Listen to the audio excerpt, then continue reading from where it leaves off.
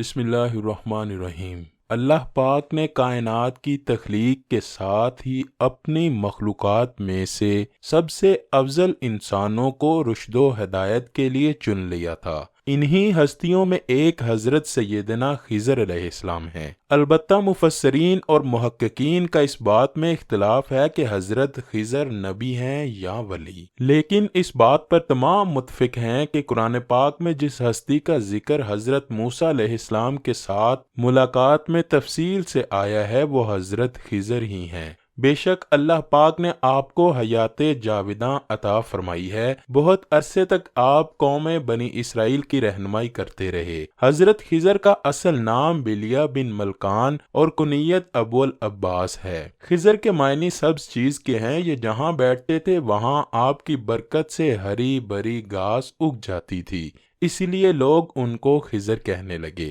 حضرت خضر حضرت سام بن نوح کی اولاد میں سے ہیں۔ حضرت خضر علیہ السلام حضرت ذوالقرنین کے خالہ زاد بھائی تھے، جبکہ تفسیر ساوی میں ہے کہ حضرت ذوالقرنین حضرت ابراہیم کے دستے حق پرست پر اسلام قبول کر کے مدتوں ان کی صحبت میں رہے اور حضرت ابراہیم علیہ السلام نے ان کو کچھ وصیتیں بھی فرمائی تھیں۔ تو اس سے یہ معلوم ہوتا ہے کہ حضرت خضر کا دور حضرت ابراہیم کے دور کے فوری بعد کا ہے۔ سوال یہ پیدا ہوتا ہے کہ کچھ لوگ یہ جاننے کی کوشش کرتے ہیں کہ کیا حضرت خضر زندہ ہیں؟ تو جواب تحقیقات کے حوالے سے آج آپ کو دیا جائے گا۔ اس میں کچھ علماء نے اختلاف کیا ہے، لیکن جمہور علماء کی یہی رائے ہے کہ وہ زندہ ہیں، بلکہ ان کی ملاقات حضرت موسیٰ علیہ السلام سے بھی ثابت ہے۔ حالانکہ ان کا دور حضرت موسیٰ علیہ السلام سے کئی سو برس پہلے حضرت ابراہیم کے دور کے فوری بعد کا ہے۔ تفسیر روح البیان میں ہے کہ حضرت یوسف علیہ السلام جو کہ حضرت ابراہیم علیہ السلام کے پڑپوتے ہیں، ان کے درمیان اور حضرت موسیٰ کے درمیان 400 سال کا فرق ہے۔ تو اس لحاظ سے حضرت موسیٰ علیہ السلام حضرت خضر علیہ السلام سے تقریباً 600 سال بعد پیدا ہوئے ہوں گے۔ امام بدر الدین عینی صاحب شرح بخاری میں ان کے متعلق لکھا ہے کہ جمہور کا مذہب یہی ہے اور صحیح بھی یہی ہے کہ وہ نبی تھے اور زندہ ہیں۔ اسی طرح تفسیر خازن میں ہے کہ مفسرین اور محدثین کا اس پر اتفاق ہے کہ حضرت خضر زندہ ہیں۔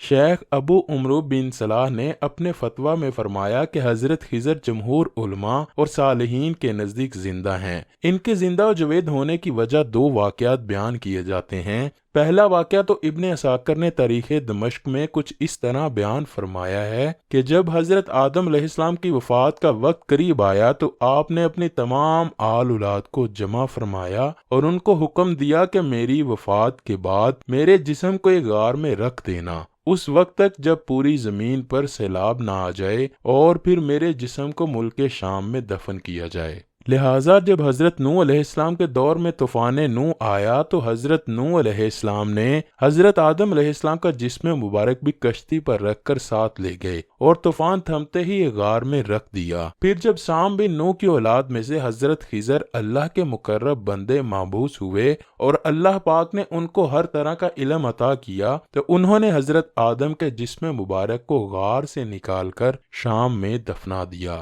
اسی وجہ سے اللہ نے ان کو حیات جاوداں عطا فرمائی۔ کیونکہ حضرت آدم نے اس شخص کے لیے دعا فرمائی ہے، وہ شخص قیامت تک زندہ رہے گا جو ان کے جسد خاکی کو سپرد خاک کرے گا۔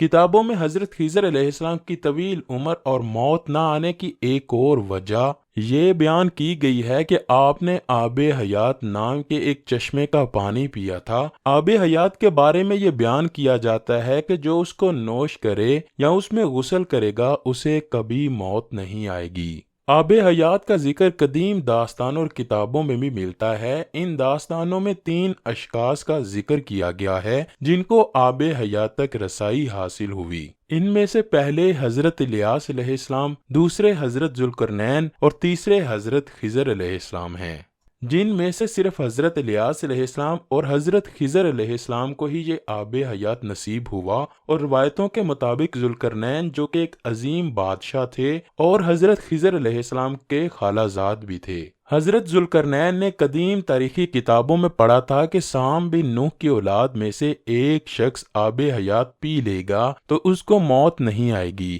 اس لیے حضرت ذوالقرنین نے آب حیات کی تلاش میں مغرب کی طرف سفر کیا۔ حضرت ذوالقرنین یہ جانتے تھے کہ آب حیات اندھیری غاروں میں ہے جہاں 362 صاف پانی کے کنویں بھی ہیں، لہٰذا آپ نے اپنے لشکر میں سے 361 ذہین اور ہوشیار لوگوں کو چنا اور ان کا سربراہ حضرت خضر علیہ السلام کو بنا دیا۔ اس طرح یہ 362 لوگوں کا لشکر اندھیری غاروں میں گیا، ان میں سے ہر ایک کو ایک ایک مچھلی دے دی گئی اور ان لوگوں کو ہدایت دی گئی کہ وہ اپنی اپنی مچھلی کے ساتھ چشمے میں اتر جائیں اور واپس آ کر اپنی اپنی مچھلی دکھائیں۔ کافی لمبے سفر اور مشکلات کے بعد یہ لوگ اس چشمے تک پہنچ گئے۔ جب وہ تمام لوگ واپس آئے تو ان کے بادشاہ حضرت ذوالقرنین نے کہا کہ اپنی اپنی مچھلی جمع کروا دیں۔ تمام لوگوں نے اپنی مچھلی ان کے سامنے ظاہر کر دی سوائے حضرت خضر علیہ السلام کے۔ تب ذوالقرنین نے پوچھا تو انہوں نے بتایا کہ میں جب چشمے میں داخل ہوا تو میری مچھلی میرے ہاتھ سے نکل کر پانی میں چلی گئی۔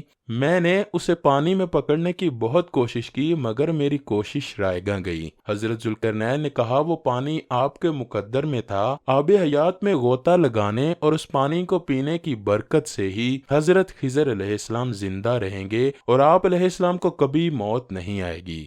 حضرت موسیٰ علیہ السلام اور حضرت خضر علیہ السلام کی ملاقات کا ذکر قرآن کریم کی سورہ کہف میں تفصیلاً آیا ہے۔ ایک دن حضرت موسیٰ علیہ السلام نے اس بات کا اظہار کیا کہ مجھ سے زیادہ علم اللہ پاک نے کسی کو عطا نہیں کیا۔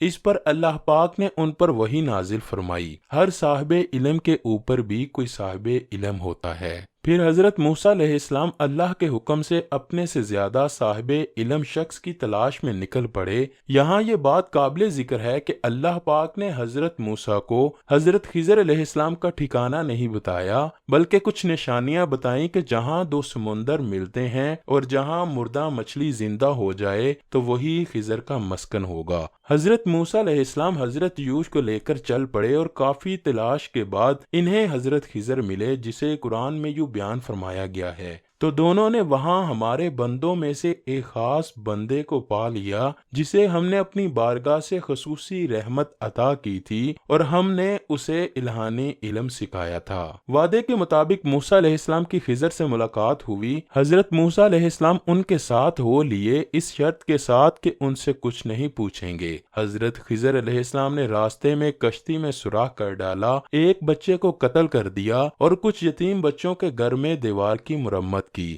حضرت موسیٰ علیہ السلام حیرانی کے عالم میں وعدے کے برخلاف سوال کرتے گئے۔ پھر حضرت خضر علیہ السلام نے اپنے ان افعال کا سبب بتایا اور پھر فرمایا یہ سب کچھ میں نے اپنی منشا سے نہیں کیا بلکہ اللہ کی مرضی سے کیا ہے۔ اللہ اکبر۔ اللہ پاک ہم سب کے ایمان کا تحفظ فرمائے، ہمیں ہر قسم کے فتنے سے دور رکھے۔ اے اللہ پاک دولت ایمان کو لوٹنے والے تمام فتنوں کا قلعہ کما فرما دے اور ہمیں ایمان اور سلامتی والی خوشحال زندگی عطا فرما۔